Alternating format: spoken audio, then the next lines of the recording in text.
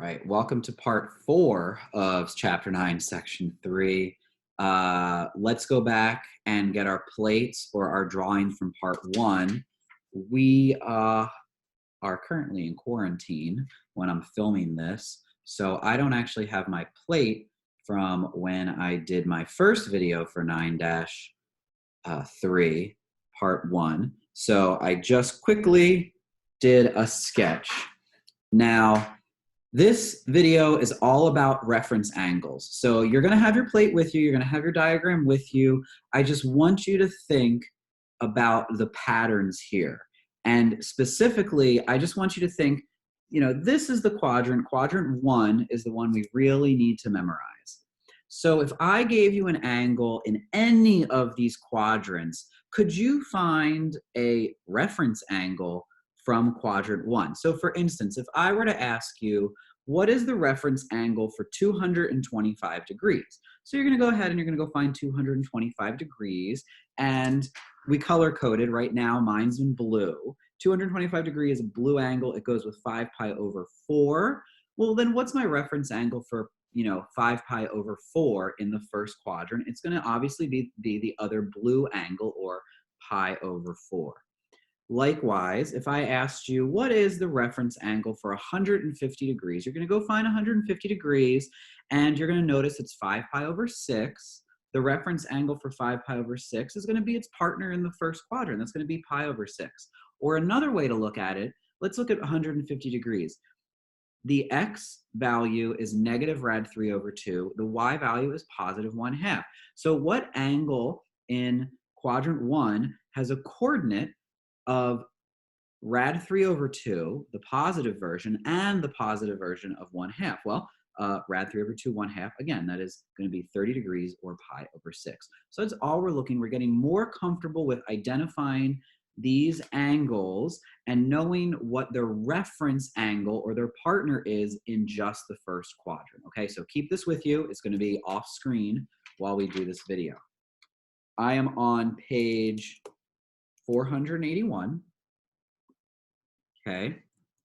By the way, the core concept on page 480 is pretty important, and it's going to be stuff that we reference a lot. The core concept on page 480 with the positives and the negatives for each of the quadrants. So if you're not practicing enough, or you want to get a little bit extra practice, or maybe another pattern that I didn't specifically say, that core concept's pretty good. It's not something that I actually like to write down. It makes me more confused, but it might not make you more confused. All right, number 5 on page 481. We are going to sketch the angle. We're going to then find its reference angle. So 210 degrees. Now, again, we can use our plate for it, but we are going to get comfortable with knowing where these angles are. We always start on our positive x-axis. That's 0 degrees. If we go halfway around, we get to 180. We're going to go a little bit more to 210. Okay, not quite halfway through quadrant 3, but definitely in quadrant 3. So sketch the angle now. What is its reference angle from the first quadrant? We're going to try to figure that out. Now, if you're looking at your plate, you can look at the fact that 210 degrees has a radian with a denominator of 6. So you're going to find out that, oh, it's 30 degrees. Okay, actually, that should be completely straight. I don't know why I did it like that. I apologize. Don't look at this. They are actual lines. 30 degrees. Other way I want you to look at it, and I want you to write this down. What is the angle it forms with the x-axis? So in other words, 210 to the x-axis. Oh, wait, well, the x-axis is 180 degrees. What is 210 minus 180 degrees?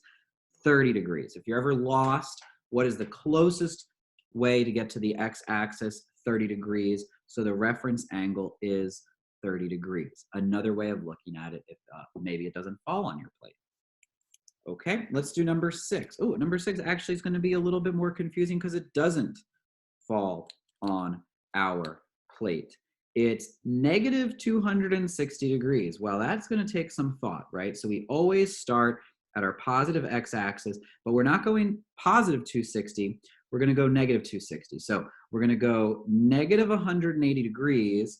And then how many more do I need to do how many more degrees do I need to go from negative 180 to negative 260? That's another 80 degrees. Well, this is another 90 degrees, right? Going this way 180. So if I go this way 90, I go all the way to the y-axis. So I'm not going all the way to the y-axis. I'm stopping just before the y-axis. Figure not drawn to scale. I am not an artist. This is negative 260 degrees. It ends up in quadrant 2, correct? Now this is not on our plate, right? So I have to figure out what is the quickest way to go from my angle of negative 260 degrees to the x-axis. Well, wait, I think I actually said it when I was trying to figure it out. I had to figure out where the heck 260 is. So I first went 180 degrees, right? And then I figured that 180, that's actually negative 180, 180 plus 80 is 260. So I need another 80 degrees or negative 80 degrees to go from negative 180 to negative 260. So how far away is this angle from the x-axis? It's going to be 80 degrees, and my reference angle is 80 degrees. So if I were to look at it in the first quadrant, it would be over here, this angle. Okay, weird, right? Yes. Thanks for agreeing with me. Okay, number 7. Oh, more thought. All right, we have to get comfortable with radians, just like we have to get comfortable with negative angles. Okay, so it says to do negative 7 pi over 9. I'm putting that out there because, well, you know, I don't know exactly where it is. Now, I know that I'm going negative, so I'm going to go clockwise. I'm not going to go to negative 9 pi over 9, right? This would be negative 9 pi over 9, right? This is negative pi. Positive pi, negative pi. 180 degrees is pi. Look at your unit circle, right? So I'm not going to negative 9 pi over 9. That's too many. I'm going to go, well, wait a second. This would be negative pi over 2, right? If this is positive pi over 2 going counterclockwise, going clockwise, this is negative pi over 2. And what would that be as something over 9? Well, wait, what's 1/2 of 9? That's negative 4.5 over 9. Okay, so I know that this is negative 4.5 over 9. I know that this is negative 9 over 9, which means I'm somewhere in here. Okay, I'm just somewhere in here. Do I know exactly where I am? No. Does it matter? Not really. I mean, I have to be kind of accurate. So the question is it on our plate? No. So then what is the shortest way to get to the x-axis? So I kind of figured it out just trying to find out where to place negative 7 pi over 9. This is negative 7 pi over 9, and this is negative 9 pi over 9. How much more do I need? I need 2 pi over 9. So, and remember, it's going to be positive because it's really talking about something in the first quadrant here. We're really talking about this angle. So it is going to be a positive number. You really need negative 7 pi over 9 minus 2 pi over 9 to get to negative 9 pi over 9. But we're using the positive because we still are talking about quadrant 1, even though we're in quadrant 3. So again, negative 7 pi over 9 is here, not quite at negative 9 pi over 9, but 7 plus 2 is 9. That means I need 2 pi over 9 as my reference angle. Okay, let's do number 8. I'm going to try to squeeze it in on this page before I turn over, and we're going to do numbers 9 and 10 after number 8. So 15 pi over 4 is my angle, and I need to find the reference angle. Now, you might actually know what it is, knowing the denominator, but this is good practice for us to learn how to count above 2 pi. So 0 pi over 4, count with me. 0 pi over 4, 1 pi over 4, 2 pi over 4, 3 pi over 4, 4 pi over 4, right? This is pi. 5 pi over 4, 6 pi over 4, 7 pi over 4, 8 pi over 4, 2 pi. 8 pi over 4, 9 pi over 4, 10 pi over 4, 11 pi over 4, 12 pi over 4, 3 pi.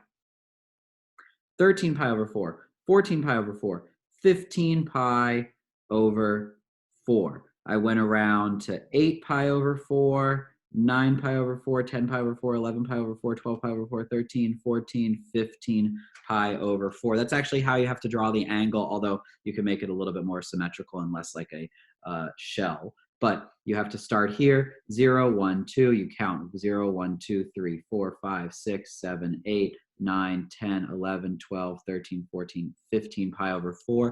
And what would be the quickest, because I think we already answered it already, the quickest way to get to the x-axis? That would be another pi over 4. If we know our unit circle on our plate that we made, it's kind of easier to do it than the way the book shows us. It's okay to have shortcuts. All right, so reference angles. You either know your plate or you figure out how to go, what's the fastest way to get to the x-axis. Always make it positive, even if you're using negative numbers. When you draw your angles, make sure that you loop around. It'll help you count as well. And this is also good practice with knowing our radians. Okay. So that's that. We're going to get practice on it, but we're also going to evaluate the functions they give us without using a calculator. So have your plate ready. I'm going to switch back to my notebook. All right, so we're going to have our plate ready. We are going to reference it. I'm going to reference it. Numbers 9 and 10 are actually very helpful. So, are from the plate, except they don't look like they're from the plate. There's something different. So number 9, they're asking us for the cosine of negative 210 degrees. Okay, so I need to figure out what is negative 210 degrees on my plate. Okay, so I'm going to draw it, right? Here is positive 210 degrees on my unit circle. All right, I need to figure out which one of these angles is going to be negative 210 degrees, and then I'm going to go to the next step and figure out what the cosine is. So let's draw. If we're going negative, we're going not counterclockwise, but clockwise. So starting at the positive x-axis, we go 90 degrees, we go 180 degrees, and then a little bit more to negative 210 degrees. All right, so wait, if this is negative 180 degrees, 30 degrees more, well, that makes it 150 degrees. Positive. Okay, another way to do it, negative 210, you want to figure out what it is as a positive angle? Well, let's add 360 to it. Let's find a coterminal angle. Negative 210 plus 360, you can use your calculator. It's 150, or you can kind of use the patterns. Okay, so now we're looking at 150 degrees, so be looking at your plate. It's asking us for the cosine. Cosine, as we've been practicing, is the x value. The radius is 1. So what is my x value for 150 degrees? It is negative rad 3 over 2. So what is my x value for negative 210 degrees? It is negative rad 3 over 2, which means what is my cosine for negative 210 degrees? I'm going to say it again. It's negative rad 3 over 2. So we figured out, where is negative 210 degrees? What is a coterminal angle that's for it that's between 0 and 360, something that I know, something that's on my unit circle. Negative 210 degrees is the same as 150 degrees, and it's asking for cosine. I have to remember that cosine is my x value, so it's my x value right here, negative rad 3 over 2. Okay, let's see if we can do something similar to figure out what is the secant of 11 pi over 4. All right, well, is 11 pi over 4 on my unit circle? No, but let's see if I can use my unit circle and count. So I'm doing this because it's a fraction. It's a little bit easier to do. So we know it's an over 4, right? So count with me. 0 pi over 4, 1 pi over 4, 2 pi over 4, right? Simplifies to pi over 2. 3 pi over 4, 4 pi over 4, 5 pi over 4, 6 pi over 4, simplifies to 3 pi over 2. 7 pi over 4, 8 pi over 4, right? That's 2 pi. All right, 8 pi over 4, 9 pi over 4, 10 pi over 4, 11 pi over 4. Counting by all my 4s, I can see that 11 pi over 4 is coterminal with 3 pi over 4. Okay, now the tricky part. So remember this, 3 pi over 4. So what is the secant? Okay, the secant is the reciprocal of what? Is it the reciprocal of sine or is it reciprocal of cosine? It's the reciprocal of cosine.